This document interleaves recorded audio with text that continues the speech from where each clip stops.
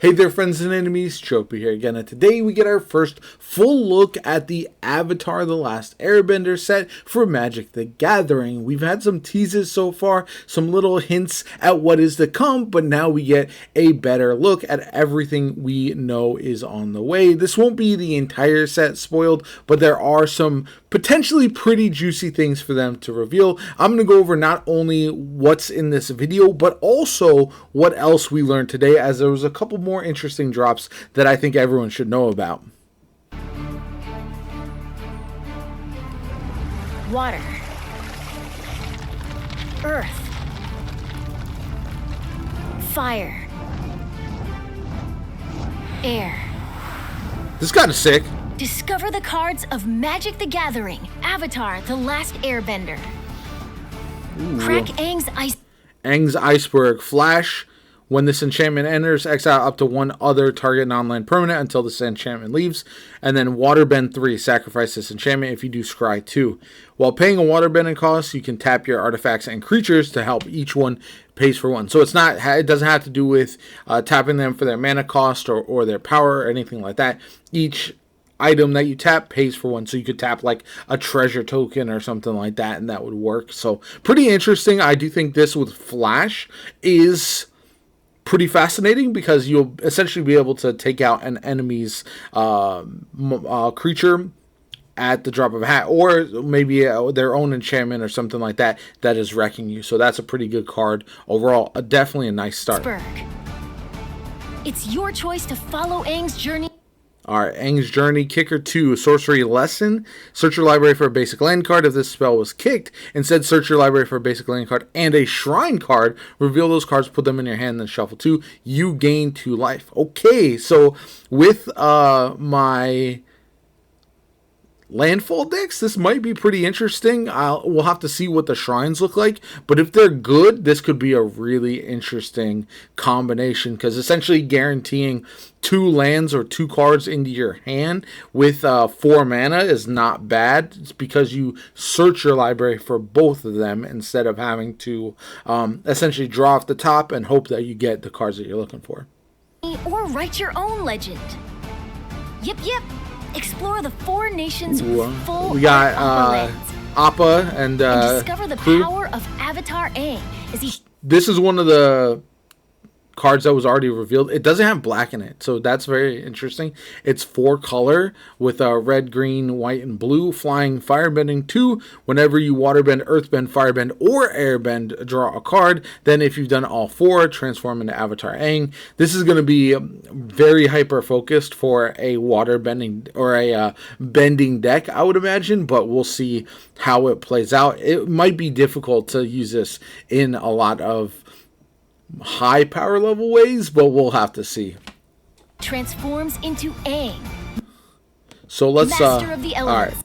So it's got flying, spells you cast cost 1 of each mana less. That's pretty insane. So that's definitely something, if you can flip them, will be nice.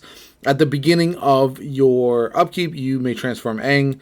If you do, you gain 4 life, draw 4 cards, put 4 +1/+1 counters on him, and he deals 4 damage to each opponent. That is insane. This is an incredibly powerful card, but again, 4 different colors of mana, and you have to use all 4 types of bending in order to transform them. So definitely some restrictions there, but that's sounds insane. With show creator this looks awesome, by the way. These cards look sick. Avatar Aang card. But while Aang's bending skills are great, you'll need the whole gang to... Let's go one by one. We got Katara, who's white and blue. 3/3 Vigilance. When she enters, create an ally creature token and waterbend. Creatures you control have base power and toughness XX until end of turn. X can't be 0. Activate only during your turn. So that's an interesting combination. Then we've got Fire Lord Zuko with a red, white, and black. Firebending X, where X is his power. Whenever you cast a spell from exile and whenever a permanent you control enters from exile, put a +1/+1 counter on each creature you control. With Warp and some other options that we recently got, this could be a sneaky, very good card for as a commander or even in some interesting decks. We got Toph, the first Metal Bender. Non-token artifacts you control are lands in addition to their other types at the beginning of your end step. Earthbend 2, and then target land you control becomes a 0/0 creature with haste. That's still a land. Put 2+1/+1 counters on it. When it dies or is exiled, return it to the battlefield tapped. Not a bad little ability there. That could be pretty interesting. And then especially with you when you're turning non-token artifacts into lands as well as their other type. Now, Soka, when Soka enters, discard up to 2 cards, then draw that many cards. Whenever you cast an artifact or lesson spell, put a +1/+1 counter on Soka.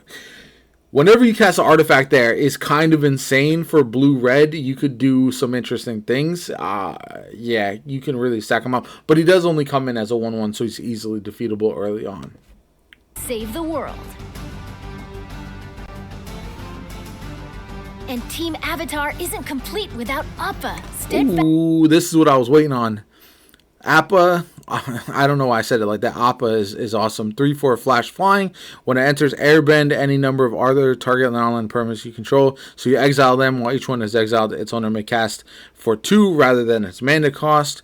And then whenever you cast a spell from exile, create a 1/1 white ally. This is a good card, especially with the ally decks that you can potentially be really, really good. Momo, flying 1/1.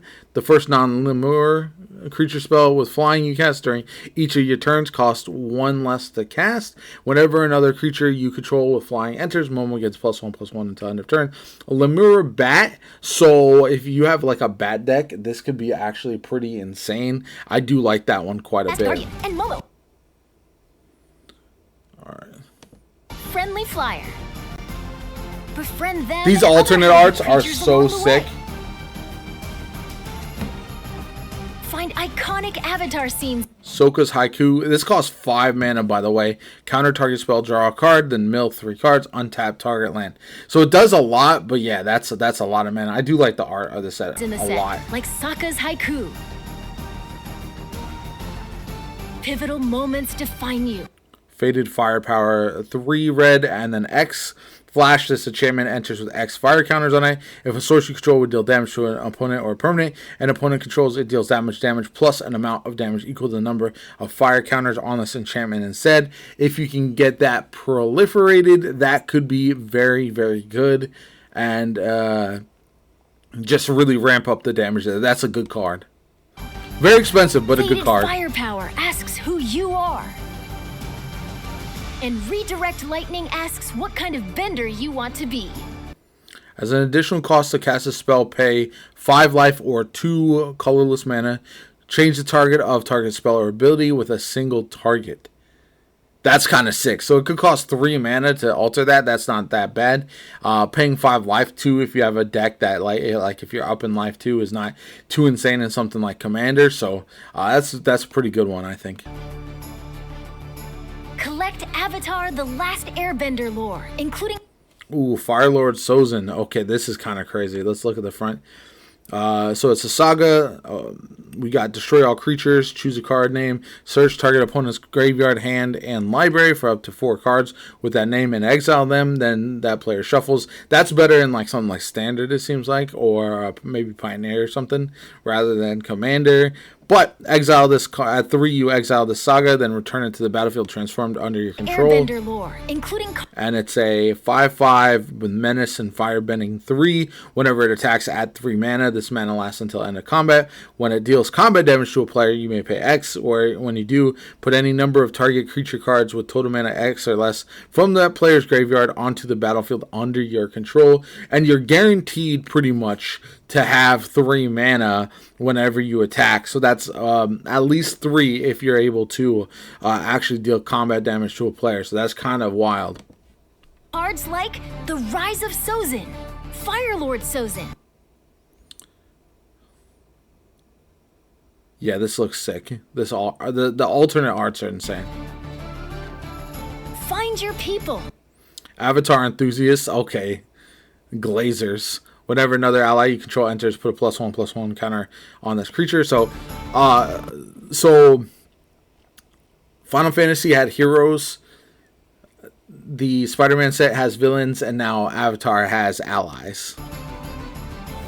Become the Avatar. Ooh, this is a... So they have base versions outside of their multicolored as well. So this is Aang for white, 4 colorless and a white. When Aang enters, airbend another target creature. Whenever one or more creatures you control leave the battlefield without dying, you get an experience counter. So if you exile them or something, at the beginning of your upkeep, create a 1/1 white ally creature token for each experience counter you have. That can escalate. Again, proliferate decks, anything that's doubling counters also sounds very, very good for something like this. Could be absolutely insane. Katara, 1 colorless and a blue. Whenever you cast a spell during your opponent's turn, you get an experience counter. Whenever Katara attacks, you may draw a card for each experience counter you have. If you do, discard a card. Again, stacking some of those counters could be absolutely insane with this. Discover your destiny.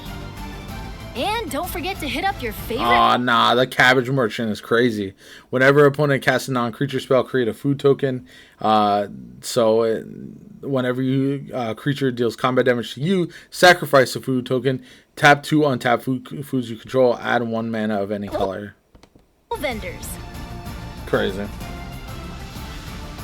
See more of magic. Ooh, okay, so this is one of the things I want to show off. This is kind of everything that's coming.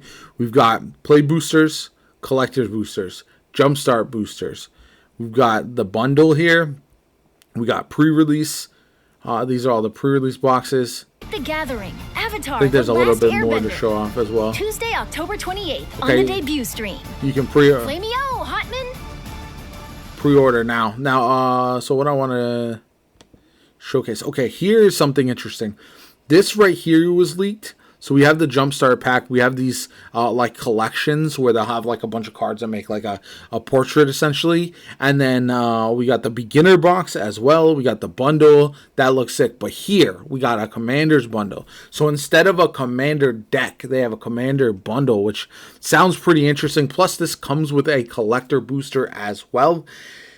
And yeah, overall, that's quite the surprise there, in my opinion, because it seemed like we weren't getting any Commander products for either Spider-Man or Avatar. So now that we're getting this Commander bundle, I wonder if this is a way to add Commander cards and potentially staples without necessarily putting together full decks, and so you'll have a bunch of different options. I'll be very curious to see what exactly comes in there, what comes in the Commander's bundle. Maybe it's like a starter set for you to, if you get some other Avatar cards to put together a Commander deck. I don't know, but I do think that's pretty fascinating overall. Jumpstart pack looks pretty interesting as well, and overall this is just like to be expected, but some pretty interesting options here. If you zoom in a bit, yeah, it just says it includes 1 collector's booster right there. So we'll see how much this costs. It could be worthwhile to pick up, but I'll definitely check online to see what the prices are here in the near future.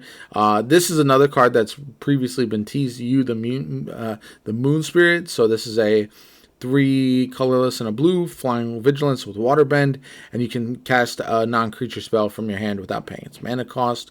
Then we've got, this is Katara. This was a essentially a promo card, which is like, she looks sick. For green, white, and blue, if triggered ability of an ally you control triggers, that ability triggers an additional time, 3/3. These were at San Diego Comic-Con. If you miss them, I don't think they'll have them again, but maybe they will. That would be absolutely awesome, because I definitely love to pick one of those up. And this is Aang. This is probably some of the best art in the entire set. Let me know what you guys think in the comments down below.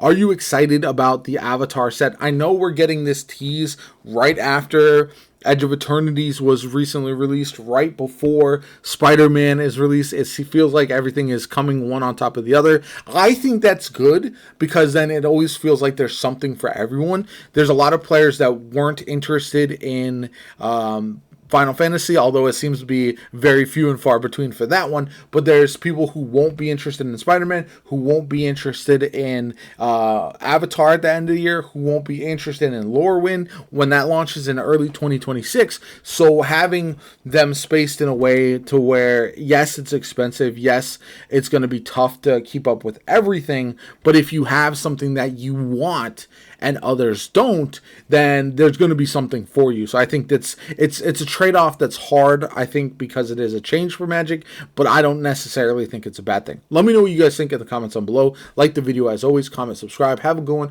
and I'll catch you all later.